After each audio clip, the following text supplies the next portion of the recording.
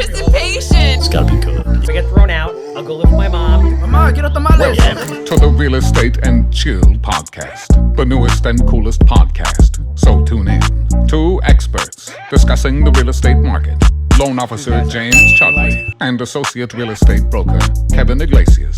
Beware, this is not another boring podcast. This right here is the shit you need to hear. Respectfully. Welcome back to the newest episode of the Real Estate and Chill podcast. Wait. If you're nervous about the market crashing, this is the episode you got to watch, right, James? I would agree. So if you're new here, or if you're not new here and you're not subscribed, you should subscribe, hit the notification bell, hit the like button, and share this episode with everybody. Your mama, your mailman, everybody. Is the market going to crash? I don't know. Let's talk about it. All right. Who are you? I am James Chowdhury from United Mortgage here with... Kevin Iglesias, associate broker. Let's get down to it. Let's dive right into it. Mike, is the market going to crash? Yes? Wow. Oh, my gosh. All right, episode over. Let's just walk out. All right. Thank you for tuning in to the Real Estate and... Well, the thing is right now, we have seen the rates move like crazy. In the past, 2 weeks? I don't even know. I've been losing track of the days.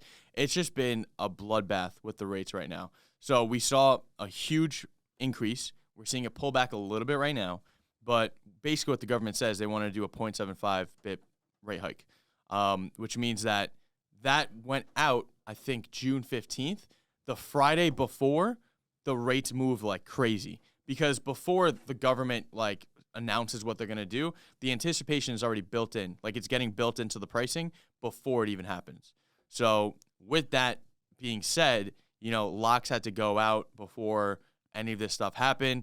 Clients who are looking to get pre-approved now had to get their pre-approval, redone basically, because when the market moves that significantly, the same prices for the same pre-approval purchasing power prices basically are not the same. You know what's crazy that we just released the episode 2 weeks ago where we were discussing we're not seeing that much of a change. Now we're seeing a big change in the market. I mean, at least on my end, I'm seeing a lot of houses that are more days on the market, meaning they're taking a little bit longer to sell. I'm seeing a lot of price reductions. We're doing a lot of price reductions. The market's definitely shifting. Last episode I said we're not in the matrix all the way yet, but we're definitely there. But is that a good thing or a bad thing? So let's talk about buyer-wise, right? Because it all comes down to affordability. Right. There's a lot of buyers who are now being pushed out again because the rates have increased. Yeah. So people are complaining right now that the rates are going up. It's taking a lot of buyers out of the buyer pool who can purchase, right or wrong. Correct. And they're like, you know what? I'll wait to see what the interest rates are going to do. I don't want to buy right now. You don't want to do that. Don't do that. Don't do that. Because as you can see now, the rates have gone up. Yesterday's price is not today's price. But funny enough, we accounted for that, right? How many months ago was that? That was 2-3 months ago probably. But we knew that this was going to happen. And the thing is, even though the rates were lower then than they are now, the conversations we've had with our buyers have been including these numbers in. You don't see me with the pre-approval maxed out right now. And I've been saying this for the longest time. If you're a lender and you're maxing out your pre-approvals, don't do that to yourself because, clients want to, tend to buy at the higher end of what they're looking to, what they're pre-approved for. So don't max out pre-approvals right now because in a few weeks from now, when it's the middle of July and the Fed's going to have another meeting and introduce possibly another rate hike, you're going to have to scale that back again. After you're doing that right now, you have to do it again in a month from now. All right, we're almost at the end of June. What are the rates currently right now? It depends, but if you look, what I do is, I just look at what it is on Google. I just Google up the average mortgage rate right now. Hold on, let me look that. What'll pop up? It just tells you what the average rates are for 30-year fixed loans. Average mortgage rates. There you go. 6.5. That's the average right now for a 30-year. Yeah. It's not my fault. I didn't do this. That's a big hike from 2020, when the rates were the 2s or the 3s. But let's be realistic. Those were not realistic interest rates. 100%. We saw that for a year? A little bit over a year. Yeah, like a year and a half, 2 years. I don't even know. So people have to stop comparing and get out of that mindset. Oh yeah, well the rates were 2s and 3s. Well, it's too late. You already missed out. If we kept at like 2% interest rates, the government would collapse. Like you can't keep that going. Right now they're increasing the rates to go against inflation. What sucks is that the inflation report came back at 8.6%. So we thought that inflation, it went from 8.3 in like 2 months ago, 8.1, and then I believe it went to then 8.6, if I'm not mistaken. I know we had a month where it came down a little bit, so we thought we saw peak inflation, but now inflation's higher than it was in that month. We're seeing energy prices go up like crazy, like gas prices are going up, like there's no tomorrow. Do you think that gas prices can continue to go up? Who knows, but it might. So it's very difficult to fight this fight against inflation without increasing the rates. But let's not get it mistaken. The best hedge against inflation is real estate. Hard assets, 100%.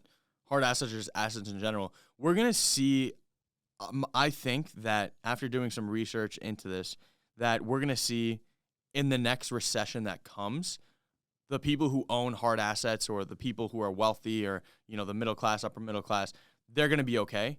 But the people who are, you know, struggling, like they don't have any assets, prices are just going to keep jacking up. If you're renting right now and rent keeps going up, like. I want to touch on that. All right. So if you're a buyer right now, right, the rates are in the 5s, 6s.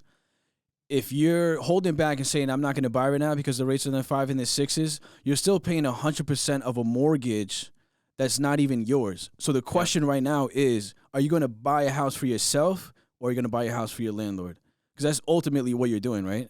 Yeah. You're paying somebody else's mortgage when you can buy the house, yes, at a high interest rate, but it'll be yours. Qualify, yeah. Like, as long as somebody qualifies to buy the house, right, you're paying whatever the interest rate is that you're getting on that house. You're still building equity over time. So let's have this debate. I mean, everybody's buying a monthly payment, right? But is that true for everybody? Because house is a necessity, right or wrong. It's not like you're buying a car or a shirt. People are still going to buy no matter what the interest rate is because they need a house. Right. It's going to scare off a lot of people. And I think, you know, one thing that the news is doing is a lot of fear-mongering. Oh, the market's going to crash, the rates of this, the rates of that. You know, that I feel like that's why a lot of people are backing off as well right now. You know, a lot of open houses that we're doing, the lines are not down the block anymore. You know, we're still getting some activity on houses that are in the right neighborhoods that are priced correctly. You know what I mean? But the houses that were on the market or the sellers that waited too long to get on the market that was like, yeah, I'm still going to walk away with this amount of money, chances are you may not because the market is shifting. We're doing a lot of price reduction, a lot of price cuts on a lot of these houses. And honestly, like, it first hit me when, like, yesterday, like, it hit me, like, a little bit deeper because there was a client who was going to a house for $840, for a house at $840, and then they made an offer for $800, got accepted. No negotiations, no nothing. It just got accepted right away. And I was like, damn. Let's talk about that. So now we're seeing a lot of price cuts. Before we were seeing that houses were selling anywhere from like 8 to 10% more of the asking price, right? Yeah. But now, will seller's concession come back? Because I hope so. That's going to bring in so many buyers who don't have the money to close, but have that, you know, ability to buy a house, but need a seller's concession. I think we're going to start seeing seller's concession come back. I've been negotiating some seller's concessions for some of my clients, so yeah. So I think it's starting to come back. It's coming back. It's coming back. When they were saying sales concession is dead, it's starting to come back. Price cuts. You can get a house right now at the asking price or a little lower. Shout out to my boy Gio, who's on the team, Gio Flores. House was listed at $550. He got the client locked in at $515. Wow. So the market is definitely changing. That's significant. That's very significant. So we are seeing a shift. We are seeing the change. Can you still get the most money for your house right now? Yes. Just don't overprice the home. You know what was going on? It was that everybody was overpricing the home because the market was just so aggressive. Right. You know? And are we seeing appraisal waivers? Are we seeing home inspections being waived? Not so much. I had a client that I was working with. The realtor called me and said, like, oh, let's waive the appraisal. Like, they were asking me for, like, all the money that they had. Like, how much can we go for the gap of the appraisal? And I literally asked him, I was like, but do we really need it? Like, I was like, do we need this appraisal gap? Like, should we even get it? Like, you no longer have to give your firstborn in this market. Yeah. All right. You can keep your firstborn child. You don't have to give an arm and a leg for a house. You have room to negotiate. So look, if you're a buyer, and people are gonna be like, "Oh, well, you're biased because you're in the industry." Look, whether it's a buyer's market or seller's market, we're still making money. Exactly. It doesn't matter. It doesn't for matter. us. Us saying, "Yeah, you should buy right now. You should buy right now." People are gonna buy no matter what. It would be in your best interest to like do what's best for you. And if you think that we're biased and pushing you in a different direction, I mean, listen, we're the professionals. Like, it just, we're telling you what's going on. But you would want advice from a professional, not from your neighbor or your aunt or your mom or whoever the case may be, saying, "Yeah, don't buy right now, don't buy right now." Because if you don't buy right now, but you can buy right now, and you're like, "Oh no, I want to see what the interest rates do."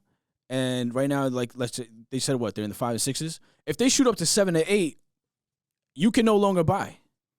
The thing is, once it gets to that point, like the 7s, 8s, if it gets to that point or when it gets to that point, the thing is, when we push out, not we, I have nothing to do with any of this, but like when the government pushes out those first-time home buyers, like, you know, that not having your dream home right away, you get a starter home, but what happens when you can't get the starter home? And then what happens is everyone's getting pushed out. People can't afford to buy these houses because the interest rates are too high. They can't afford it with that monthly payment, or they just don't want to pay that monthly payment on that house. And then what happens is when everyone gets pushed out of the market, only the people who are cash buyers or like, you know, have money from investors to buy those houses, they're the ones buying those houses, and they're taking advantage of huge opportunities because when prices come down and you can buy a house for less and you can take that monthly payment and refinance it later. Let's say, for example, if somebody bought a house like at a 7% interest rate for a lower purchase price on the house and then refied it out at a 3% or a 4%, like their monthly payment's going to go down significantly. They got the house for cheaper. That would be a home run for them, wouldn't you say? Yeah, yeah. And you know, I was having a conversation with Paul Musa from Realty Connect. Shout out to Paul. And he was like, "Look, I've been in this business so long. I've seen 10%, 15% interest rates." He's like, "I'm still here." And he's like, "The strongest survive in this business." He's like, "Honestly, I want the rates to go to 10%. And I just looked at him like, "What? Why?" He's like, "Because all these realtors who got into the business, who thought it was easy, who are just making money here and there, they're going to be flushed out. And then it's going to make it easy for you and I to get higher commission rates." I was like, "Yeah, it kind of makes sense." And I was just bringing the point like, "Well, what about days of market?" He's like, "Who cares about days of the market?" He's like, "We're listing agents. We're still going to have the inventory." Like, and he was just saying, you know, people are going to buy no matter what. And it's true. Yeah. The market crashing? I mean, I don't think so. I think that It has to stabilize. I mean, think again, you have to change your mindset. You have to get rid of these 2-3%. It wasn't realistic. Yeah. Those interest rates were not realistic, right? I mean, when did we see that? It's been a long time. 2016, I didn't see that. Everything was in like the 4s, the 5s, even like the mid 6s. But you know what's interesting? The monthly payments always tend to be like similar. Like for the buyer who wants to wait or like who doesn't want to wait, like they're not super similar, but like lower interest rates. Like if they're at 3% and they get a house for, you know, $550, that could be very similar to a house that's for a 6% interest rate with like maybe like 100. I don't even know the exact numbers, but like $50,000 to $100,000 less, like whatever the case may be. But the thing is, if you're selling, you should sell before the rates move up like that, right? Like that's how you're going to get the most money on your house. So if you're looking to sell, I would say sell yesterday. Like don't sell tomorrow. So if the rates go up to 7-8%, we're definitely going to see like a drastic Especially for like change in price. First time home buyers, like for a house that's not an investment home, like I think those are going to change, like for sure. But price wise on homes will change as well. You think they'll start coming down significantly? I don't think it's going to be like, I think it's going to be like a crash is 20%, right? So over 20%. Like, could it be that steep? I don't know. I think it'd be around there. So like 2018, 2019, I was negotiating like 30, 40, 50,000 off for asking price. Like open houses were like, you'll be lucky You if you got waited like for somebody to come in. Yeah, you'll be lucky to get like 6, 7 people at an open house. Sometimes you do an open house for 2 hours, 1 or 2 people will come. You know what I mean? It's like it was kind of normal. Yeah. So if the interest rates go up that high, I mean, the price is going to have to come down. But again, it's funny because appreciation in home value, it says it's going to increase by 8 to 10% this year. Yeah, it's good. I mean, with inflation, like it's a year over year thing, because like when you're buying a house, you can't look at like, all right, how much can I sell this house for next year? Like it's not going to play out that way. Yeah, that's and that's annoying because obviously you don't want to lose money. You know, we can't predict anything. We don't have a crystal ball if the market crashes. Look, I've met with clients who bought in 2008 or before the crash, who when I sold their house took like $100,000 loss because they bought it too high. Yeah. But this was before COVID.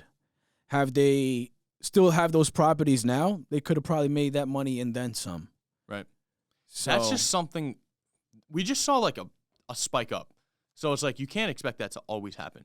Like if you bought a house in 2018, 2019, and you sold in 2020, 2021, earlier this year, and you saw like a huge spike up. Even now, I mean, we're talking about money leaving that just came up like recently. Like if a house was bought for 700 and like during COVID times it went to like what 900 a million, we're saying that from like $1 million it went down to like 950, like or something like of that nature. We're not saying it went from like 700 to $1 million back down to 700. Like we're not talking like that, which is still interesting because even after this whole thing, it's still going up.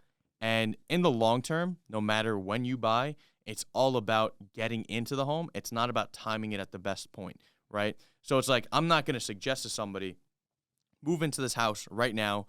I'm going to say, move in when it's best for you, but do it when your monthly payment is something that you can, afford and you're comfortable with.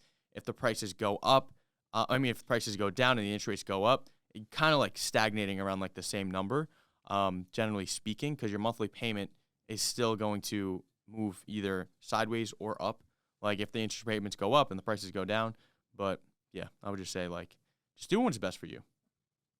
I mean, what do you think, Mike? Buy a house when it's right. Buy a house when it's right. When it's right for you, basically.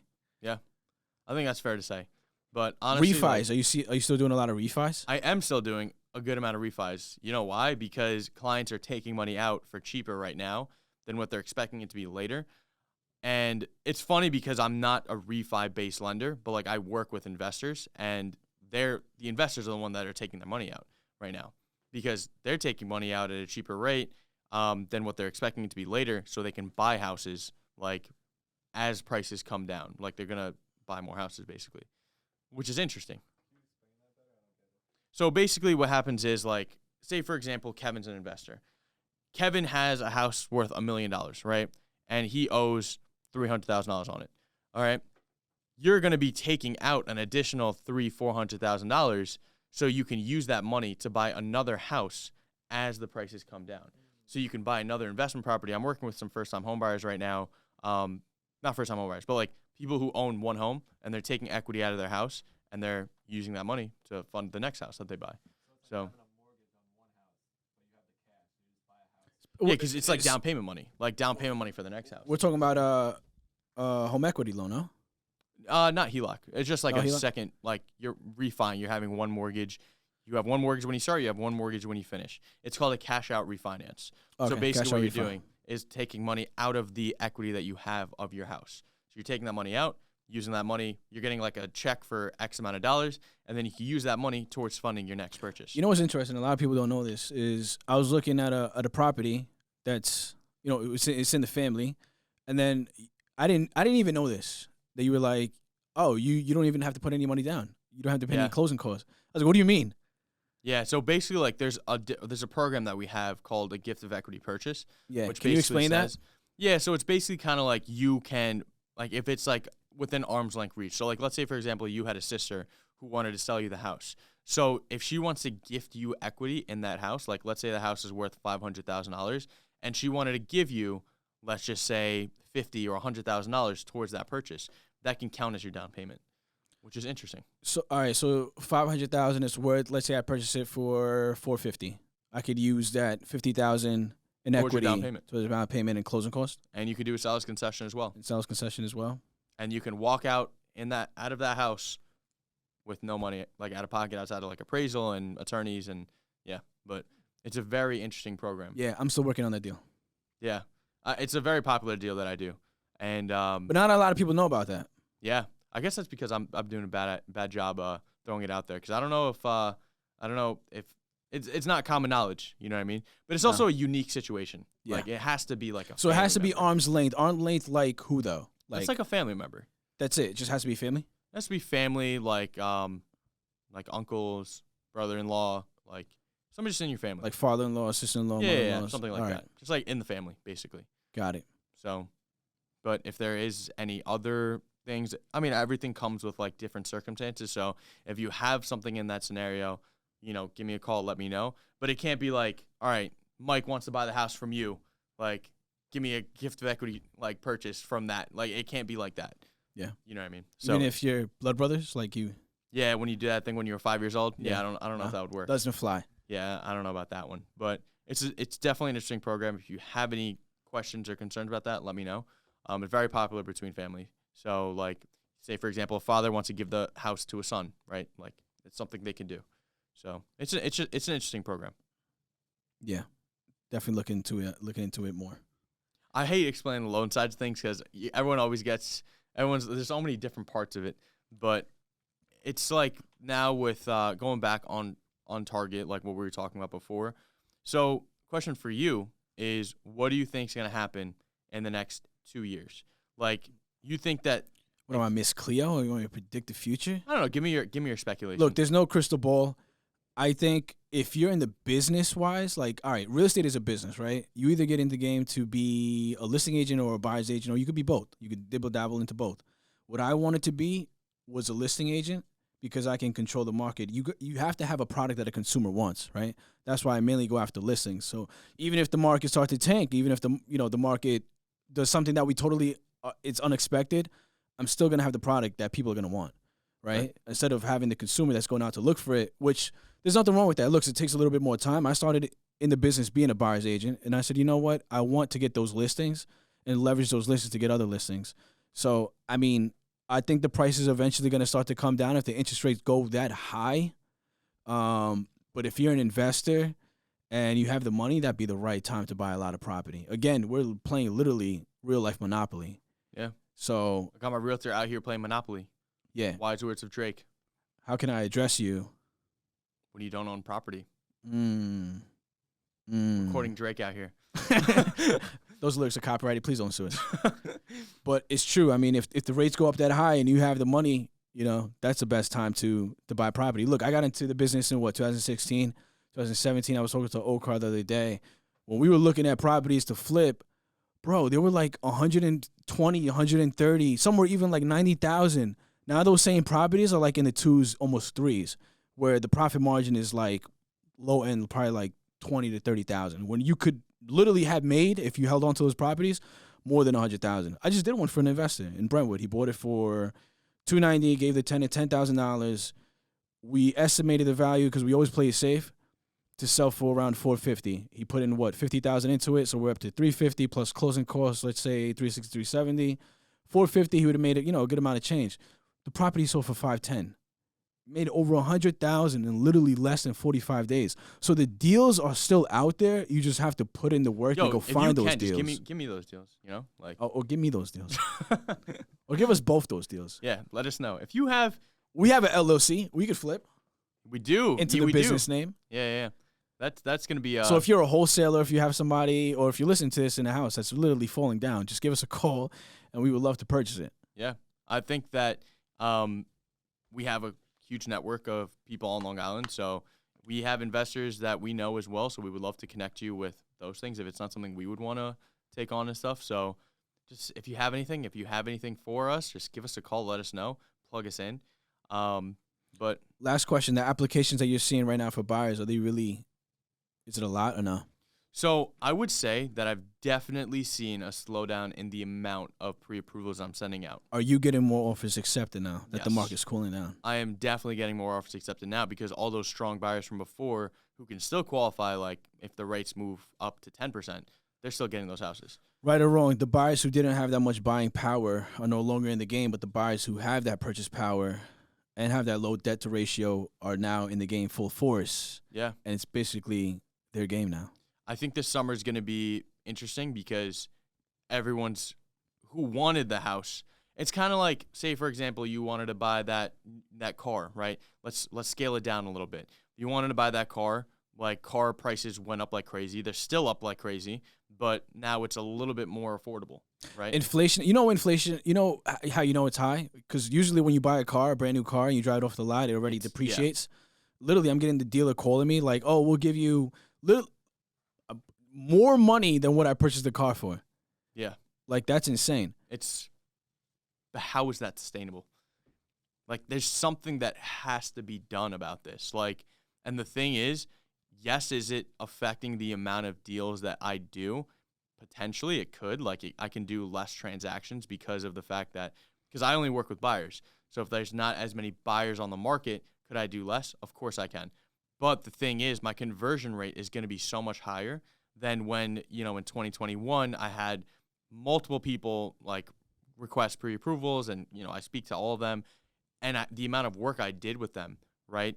Getting them to the open houses, talking them through this, like getting them quotes on these properties, all that work I did, and somebody didn't get the house, like now I could work with less clients, focus more on them, and get them into more houses. My conversion rate's just going to keep going up, like as time moves on. Because when somebody's serious right now, we're kind of getting back to normal, thankfully. Like, I would rather have a normal market than a crazy market that you have to work, like, insanely hard to even get an offer accepted. Like, how bad was it? Like, it was horrible. Yeah, it was hard for buyers to get the offer accepted. You know what I mean? So it's like, now that you're at the point where buyers can actually get their offers accepted, and everyone who you speak to, maybe not, it's still a little crazy right now. Like, it's not, like, I know I said back to normal, but, like, it's cooling down. There. It's cooling down. But it's like, that's so much better, I feel like just in general. My closing statement is that if you're a real estate professional and you're working with buyers, check those buyers' pre-approval if the rates went up. Every single rate hike, when you hear about a rate hike, check those buyers' pre-approval, because you don't want to be showing homes to them if they're no longer a buyer, a qualified buyer. Because if the rates are too high now and they've been washed out the market, you're basically wasting your time, and you're wasting their time getting their hopes up. You're wasting your gas money, which gas is super high right now. It's something you don't want to do. So always check your pre-approvals. If you're a buyer, you can afford to buy right now, buy the house, all right? Stop paying rent. Stop giving 100% to the landlord, and just purchase your own home so you can start building equity in your house. If the rates do go down eventually, you can hit up James for a refi and get a lower rate. Right or wrong, and save some money on your mortgage. Buy the house. Make sure you're comfortable with the Stop mortgage. complaining that the rates are in the 5s and the 6s, that they were in the 2s or the 3s before. It's no longer there. Also, the like, rates in the double digits before. Like, when inflation was this high 40 years ago, you know what the rates were at? They were double-digit rates. They were like in the 10, 12s, yeah. So it's like, could we get to that point? I hope if you're looking to buy, I hope you're not around to find out. Another thing is, if you're concerned about the rates, Oh, you're alive, but you're not shopping for a house. I don't mean it like that. I'm not trying to scare you. If you're complaining about the rates being this high, but you have a credit card that's like 25%, and you're buying designer clothes, and you're buying, Jordans and sneakers and things that you don't necessarily need. Eating out 3 times a week. Going to Insignia, going to Prime, going to Blackstone. Save that money and put it towards a property, whether it's an investment or your own primary residence. Stack that money up and buy the property. Right or wrong? Correct. I would say that if you're looking to buy an investment property as your first property, live in one unit, rent out the others, that's also something that we can do, right? House hacking. What is house hacking? We've heard of it before. FHA loan, 3.5% down, right? You can buy your first home, you can live in one of the units, and you can rent out the other units in that home. So while you're living in that house, you can have rental income coming in that can assist you with the mortgage. And if you're buying $1 million house and you have 3 units in there, and somebody's paying you every single month, right, to pay off that mortgage, don't be the person who's paying that money, like, to somebody else.